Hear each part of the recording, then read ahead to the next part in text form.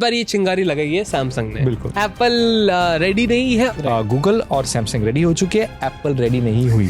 ये जो Google and Samsung है ये इतने क्लोज क्यों आते जा रहे हैं, राइट? और सैमसंग का फायदा एप्पल भी उठाता है टेक स्पेस से। हाँ, गीक्स है भाई, गीक्स है, Geeks सबके है। सब गीक्स है। माइक्रोसॉफ्ट की 69 बिलियन की डील जो थी, ईयू ने एक और धमकी भेजी है किसी और को, बड़े इंसान को, कि भाई साहब जो इजराइल और हमास का वॉर चल रहा है and it can trigger world war 3। क्या OnePlus फ्लैगशिप किलर बनेगा? 65-70,000।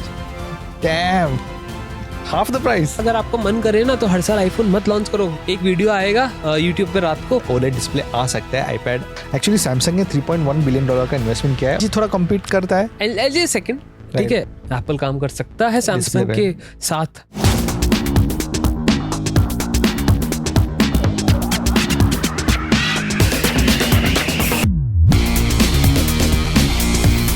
Hi geeks and welcome back to a brand episode of the Geeky Fight Show. मैं हूं समीर, मैं हूं जिबिन, और आज के द गीकी फाइट शो के एपिसोड में हम लोग बात करने वाला है काफी सारी चीजों के बारे में। इनफैक्ट पिछला जो हफ्ता रहा काफी सारी चीजें वहां पे हुई, एप्पल से रिलेटेड, माइक्रोसॉफ्ट से रिलेटेड और इनफैक्ट OnePlus से भी रिलेटेड। लेकिन स्टार्ट करेंगे हम बात एक ऐसे मुद्दे से जो काफी टाइम से चलता आ रहा है। ये RCS versus like green bubble versus blue bubble वाला जो मुद्दा है, उस पे वापस से एक चिंगारी उठी है। इस बार ये चिंगारी लगाई है सैमसंग ने, बिल्कुल, राइट? सो जैसा कि आप सभी को पता है कि कुछ टाइम पहले ही गूगल ने RCS को पूरी तरीके से अपना लिया था इन देयर मैसेजिंग ऐप। अब सेकंड कंपनी बन गई है सैमसंग जो उनके फुटस्टेप्स को फॉलो कर रही है, राइट? और अभी भी एप्पल रेडी नहीं है और कोई भी एप्पल की तरफ से कोई एक्नॉलेजमेंट नहीं है। एक्नॉलेजमेंट ही नहीं है, स्टेटमेंट तो बात की बात है, एक्नॉलेज ही नहीं कर रहे कि भैया हाँ RCS नाम की कोई चीज है, वी डोंट नो। सो उनका एटीट्यूड इस हिसाब से है। सो बहुत ही एक अच्छा प्यारा एक वीडियो निकाला है सैमसंग वालों ने। एक लव स्टोरी बताई गई है उसके अंदर, ग्रीन बबल और व्हाइट बबल के, ब्लू बबल की, right? They don't want us to be together. Exactly, like the parents, like किसको बोल रहे हैं आपको पता ही है। सो या एक्चुअली ये RCS होता क्या है, शॉर्ट में बता देता हूँ। बहुत सारी टेलीकॉम कंपनी साथ में आके SMS बनाया था उन्होंने, GSMA के साथ मिलके। तो क्या होता था, एक सिम कार्ड से दूसरे सिम कार्ड पे आप मैसेज कर सकते थे। सिम कार्ड कोई भी हो, रिसीव होता था, सेंड होता था। Approximately 140 characters were the like, शायद इतना ही था ना। तो SMS के बाद अभी मल्टीमीडिया ऐड होने लगा SMS में, राइट? MMS हुआ उस वक्त, राइट? तो फिर आए WhatsApp मैसेंजर, iMessage। अभी ये होता है कि iMessage टू iMessage होता है, WhatsApp टू WhatsApp होता है, लेकिन क्रॉस प्लेटफॉर्म कोई मैसेजिंग एप्लीकेशन है नहीं, राइट? तो उसके लिए GSM ने प्लान किया था कि RCS लाते हैं, जिससे मल्टीमीडिया मैसेजेस एक ही प्लेटफॉर्म पे सब लोग आपस में भेज सके। बेसिकली UPI जैसे ही है थोड़ा बहुत। Exactly. एक UPI ID बना लो, फिर फोन पे, GPay जो भी चलाना है चलाओ।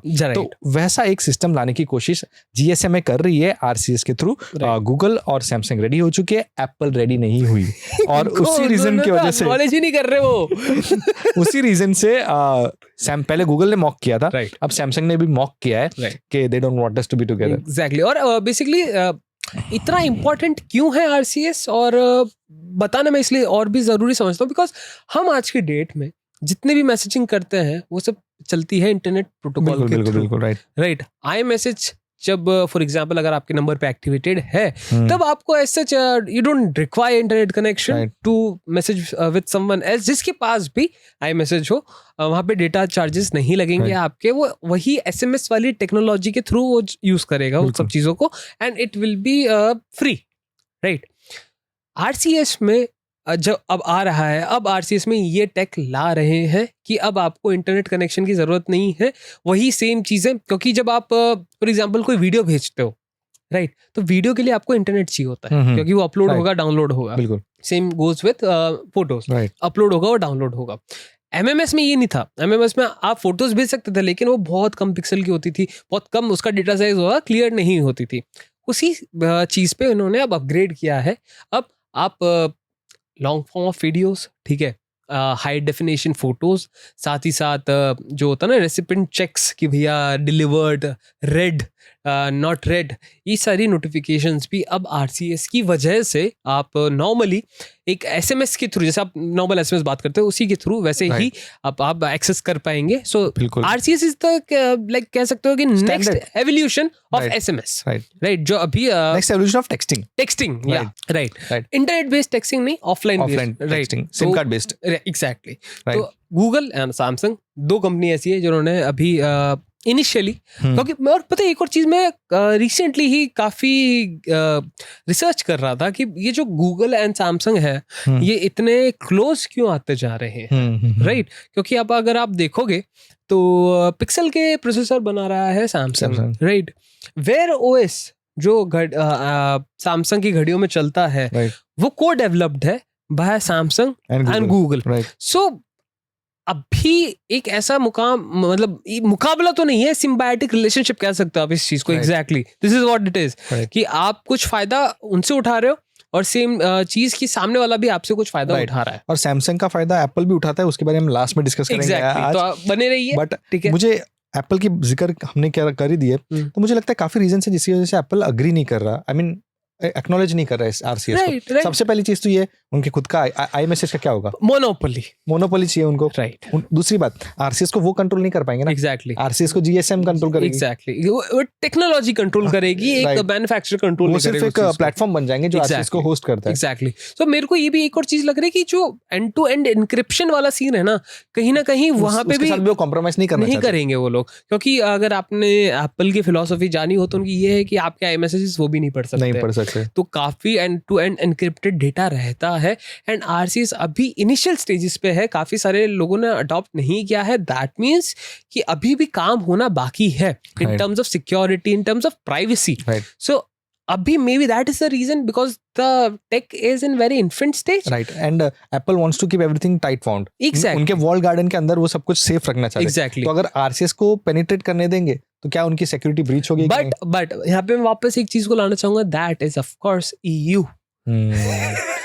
और जिसको पता है कि इस साल आईफोन में एक ऐसा फीचर आया है और वो EU की वजह से आया है. अगर आप गेस कर पा रहे हो वो फीचर कौन सा है या पोर्ट कौन सा है तो कमेंट सेक्शन में जाके मेरे को बताइएगा. राइट, EU की बात की है. Right. I think EU space में बहुत न्यूज में रहने लगा है. हाँ, एक्चुअली मेरे को कम से कम काफी टाइम से ऐसा लग रहा है कि EU ना खुद एक मतलब एक ब्रांड बन गया है. लगता है उनके जो टॉप ऑफिसर्स है सब टेक स्पेस से. हाँ, गीक्स है भाई, गीक्स है, सबके सब गीक्स है. कोई गेमर है तो कोई ये कंज्यूमर प्रोडक्ट रिव्यूअर है, कोई ऐसा ही है उनकी टीम में.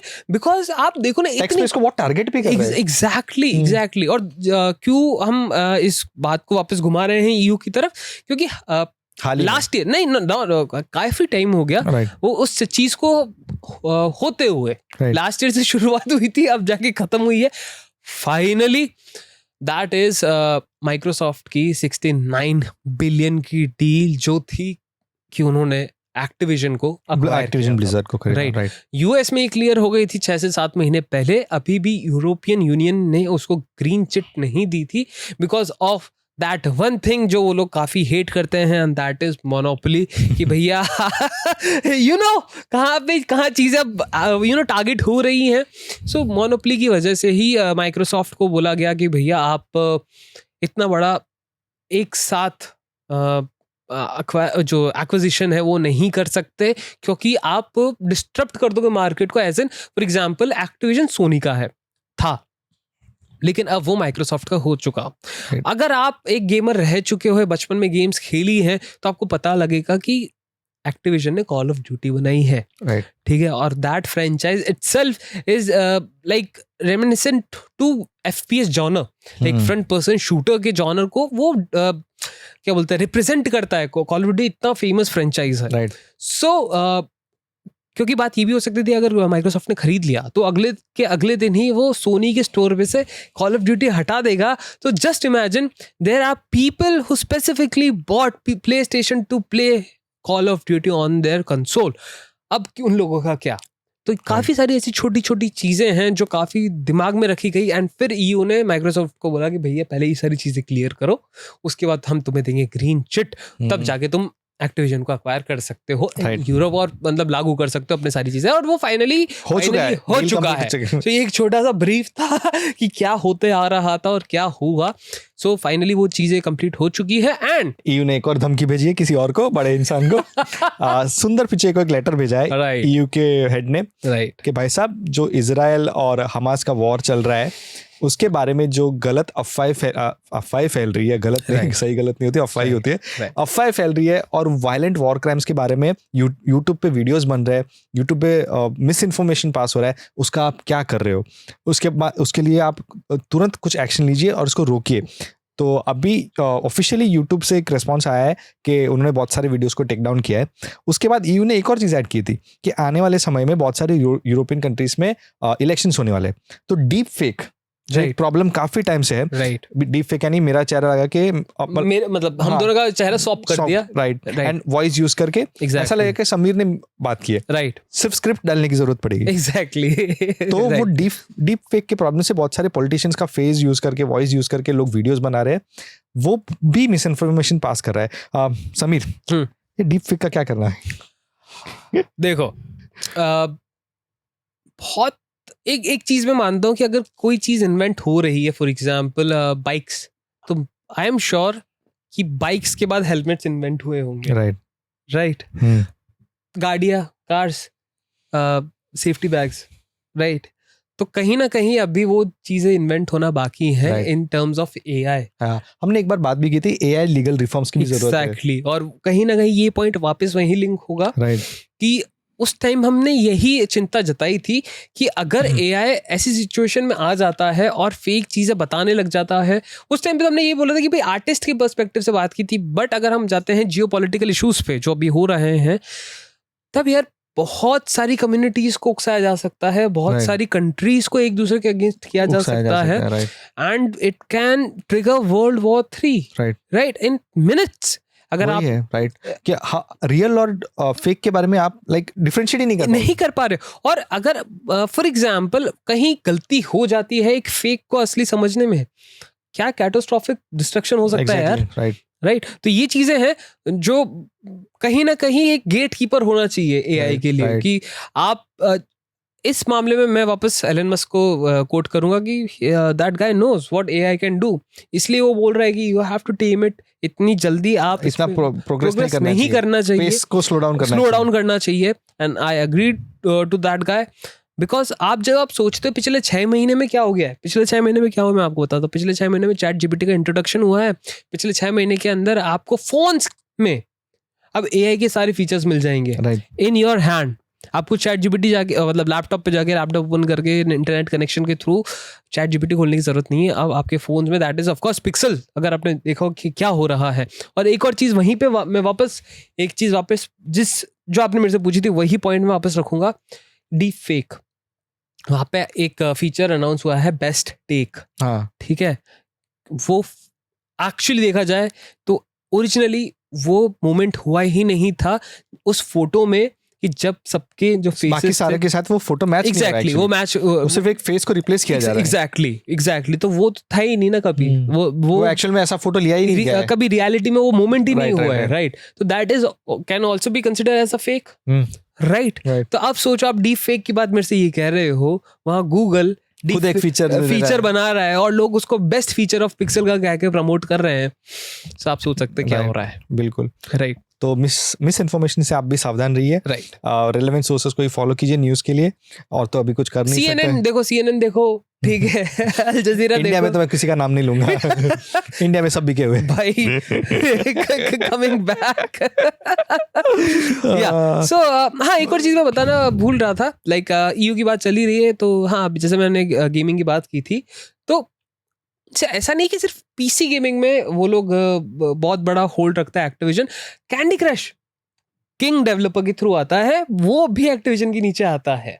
तो कहीं ना कहीं मोबाइल गेमिंग भी अब काफी बड़ा मार्केट बनते जा रहा है। जैसा कि अगर आपने देखा हो, रिसेंट iPhone 15 Pro Max की रिलीज के साथ, बहुत बड़ा नाम है पहले तो, ठीक है, लेकिन जो उन्होंने GPU इंट्रोड्यूस किया है, that is capable of ray tracing, and you can understand and just imagine where we right now in terms of innovation in gaming industry. आपके फोन, हैंड हेल्ड डिवाइस जो कि जिसका प्राइमरी मकसद ही gaming करना नहीं है, a phone is capable of running ray tracing and Resident Evil जो भी आ रही है, and one more thing, that Assassin's Creed Mirage, my bad, तो ये गेम भी आपको नेटिवली खेलने को मिल सकती है अब अपने आईफोन्स पे, pro max of course pro series में।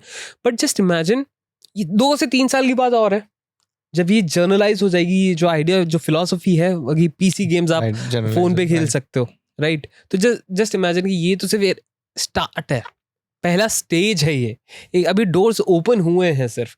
तो कितनी बड़ी डील रही होगी ये माइक्रोसॉफ्ट के लिए कि जब इन्होंने एक जस्ट इमेजिन एक दुकान है वड़ा पाव की, और वहाँ पे वड़ा पाव ही बिकता है सबसे अच्छा, दाबेली नहीं बिकती है सबसे अच्छी, ठीक है? और दूसरी साइड माइक्रोसॉफ्ट जैसी कंपनी आती है और वो पूरी दुकान को खरीद लेती है। सबको पता है कि वो वड़ा पाव के लिए ही खरीद रही है, बट उसके साथ वो दाबेली भी आएगी, दाबेली का मार्केट भी आएगा।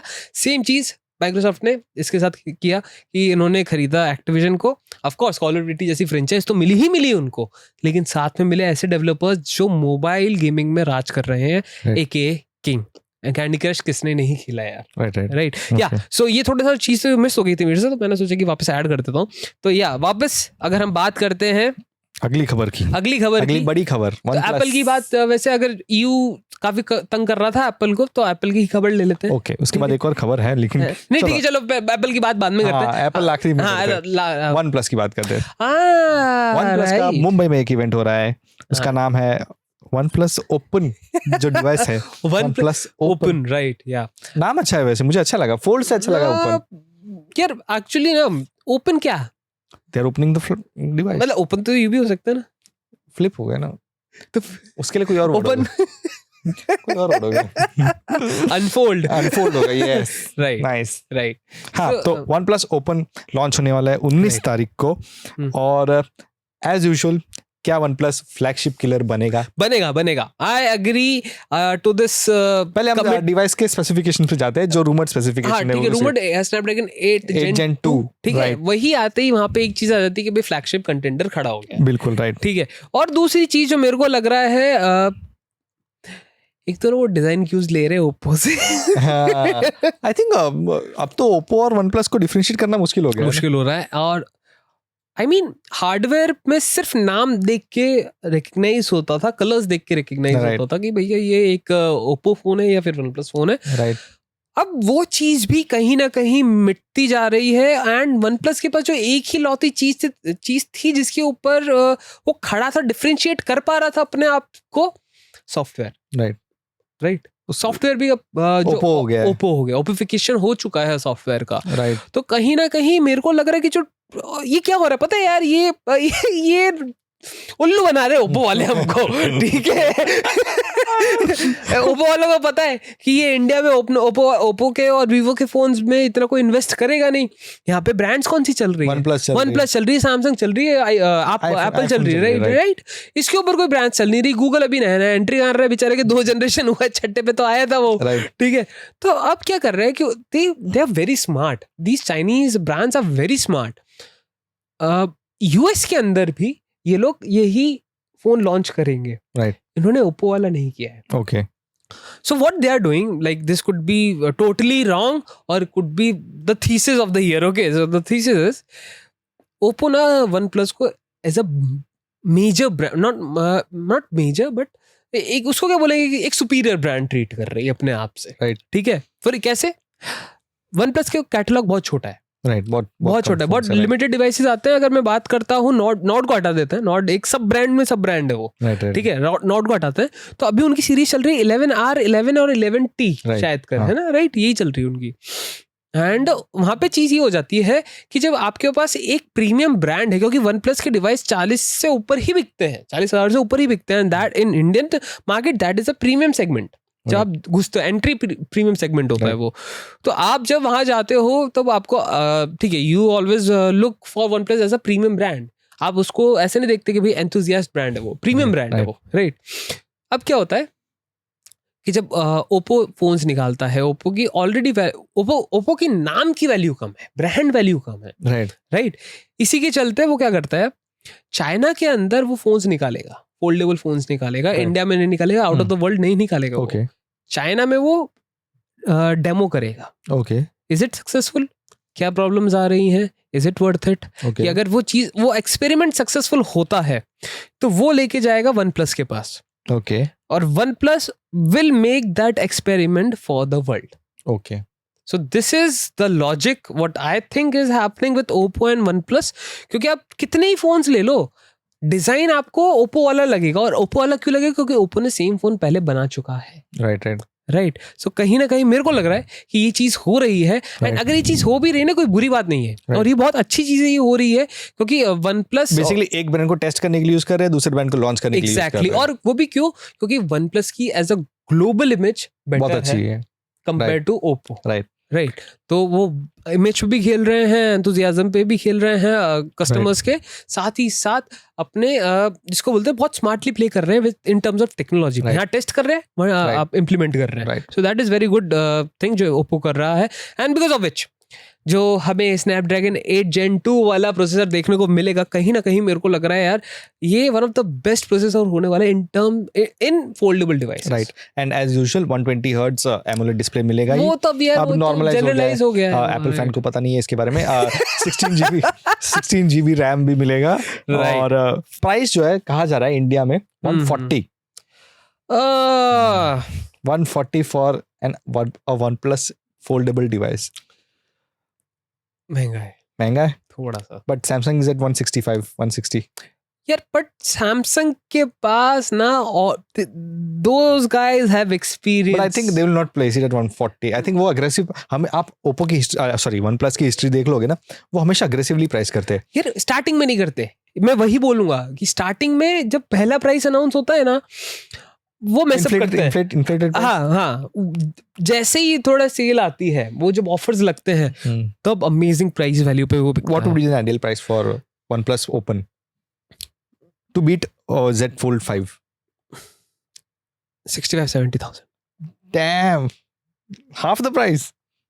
Like ये रूमर्स के ऊपर जा रहे हैं 140, बट आई थिंक अगर उन्होंने 1 लाख के नीचे रख दिया उसकी प्राइसिंग को, क्योंकि मैं इतनी सोच रहा हूँ कि अगर देखो, मैं कंपेयर नहीं कर रहा किसी भी कॉम्पिटिटर से उसकी प्राइसिंग को, मैं ऐसे जा रहा हूँ कि 11R का प्राइस है 40-45, ठीक है, उसका उससे ऊपर जाते तो 11 का प्राइस आता है कुछ 50-60, उससे ऊपर जाते तो आपको कुछ 65-70 के अराउंड मिल जाता है।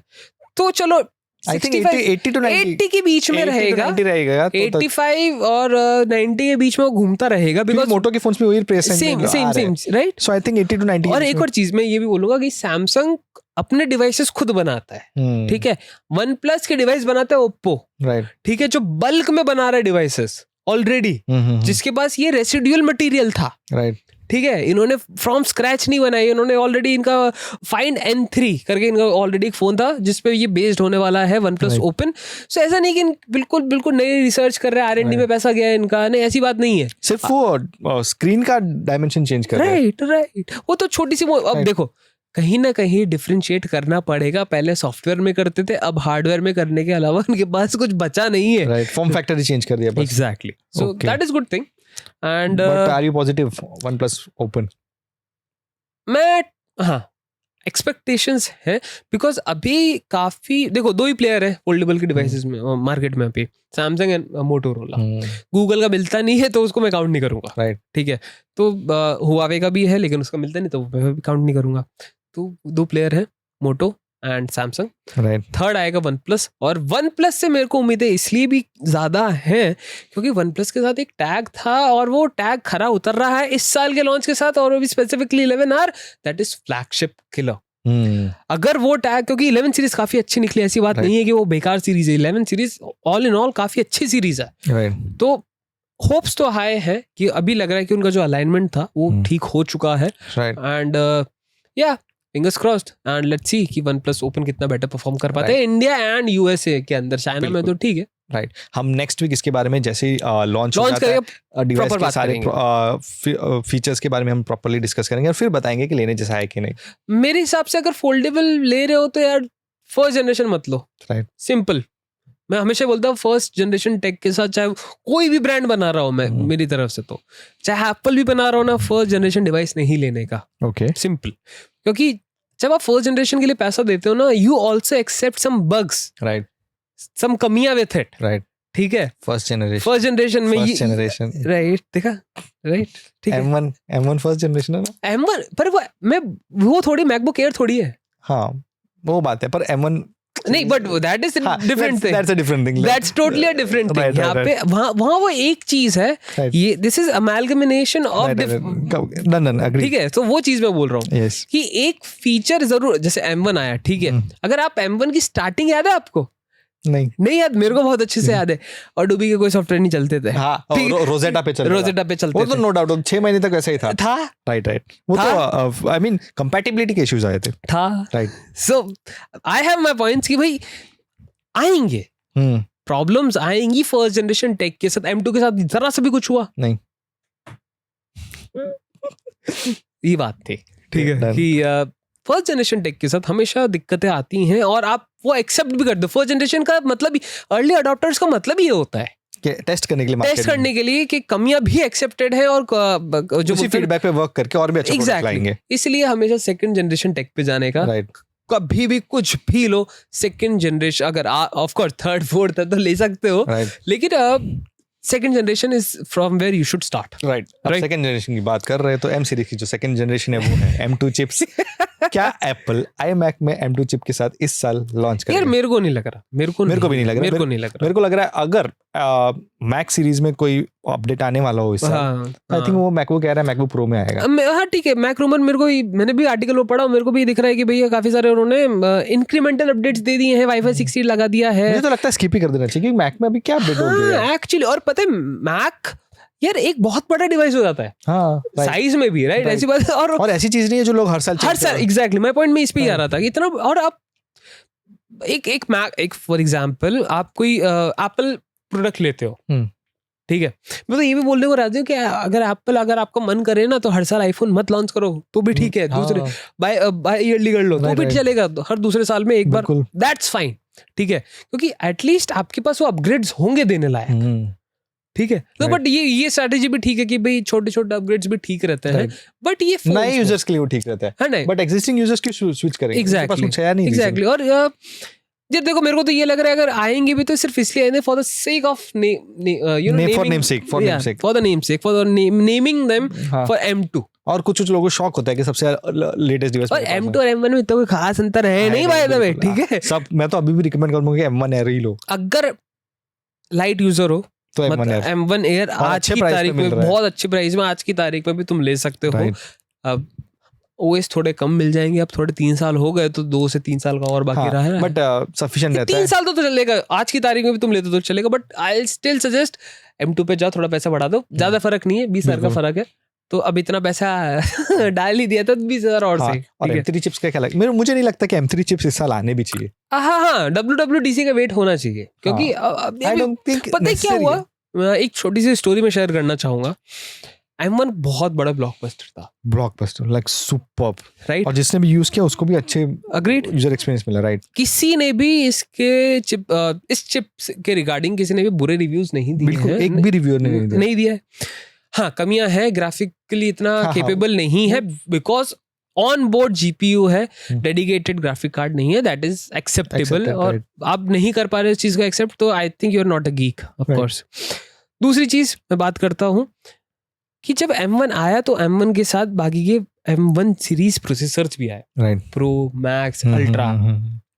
उसके बाद आया M2। ओके, M2 आने के बाद M1, जब हमने M1 और M2 को दोनों को कंपेयर किया, ठीक है, M2 हीट कर रहा था, M1 नहीं कर रहा था, M1 नहीं, ये मैंने भी नोटिस किया है, राइट।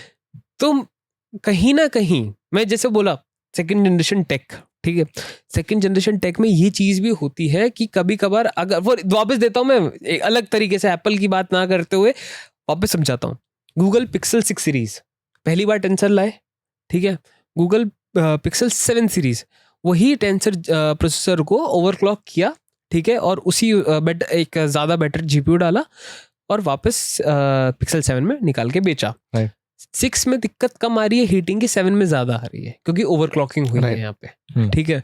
सेम चीजें दिक्कत हुई है M2 के साथ, क्योंकि सेम चीजें दिक्कत हो रही है A17 Pro के साथ भी। एग्जैक्टली। तो अभी आप जब एयर को देखते हो, मैकबुक एयर को देखते हो, तो यहाँ पे डिजाइन काफी स्लीक है, फैंस का कोई ऑप्शन अवेलेबल नहीं है। जब फैंस अवेलेबल नहीं होते तो हीट ऑलरेडी अंदर रहेगी, हीट अंदर रहेगी तो प्रोसेसर थ्रॉटल करेगा। At the end of the day M1 और M2 में कुछ फर्क नहीं मिलेगा, राइट। तो वो अपग्रेड नहीं रहेगा, राइट।